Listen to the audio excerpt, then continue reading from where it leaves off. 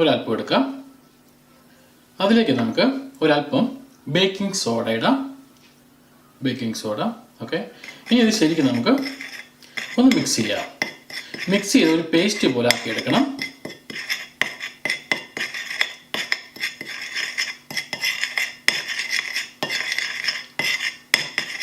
Okay, ഇതുപോലെ paste പോലെ ആയി വരും. ഈ പേസ്റ്റ് നമുക്ക് ഡയറക്റ്റ് ആയിട്ട് തന്നെ അപ്ലൈ ചെയ്യാം. ഈ പേസ്റ്റ് ഒരല്പം നമുക്ക് എടുക്കാം. അതിനുശേഷം നമുക്ക് നമ്മുടെ കഷത്തിൽ തേച്ച് കൊടുക്കാം. ഓക്കെ, ഇതുപോലെ തന്നെ ചെറുതായിട്ട് തേച്ച് കൊടുത്ത ശേഷം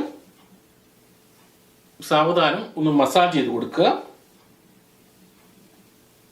ഓക്കെ, അങ്ങനെ 1/4 മണിക്കൂർ ഇതേപടി തന്നെ സൂക്ഷിക്കുക. അതിനുശേഷം നിങ്ങൾ കുളിക്കുമ്പോൾ ഇത് പൂർണ്ണമായിട്ടും വാഷ് ചെയ്ത് കളയുക. ഓക്കെ, ഈ 2 രീതിയിൽ 100% നമുക്കുണ്ടാകുന്ന ഈ വേർപ്പ് നാറ്റം, പ്രത്യേകിച്ച് ഈ കഷത്തിലുണ്ടാകുന്ന വേർപ്പ് നാറ്റം മാറ്റിയെടുക്കാൻ സാധിക്കുമെന്നുള്ള കാര്യത്തിൽ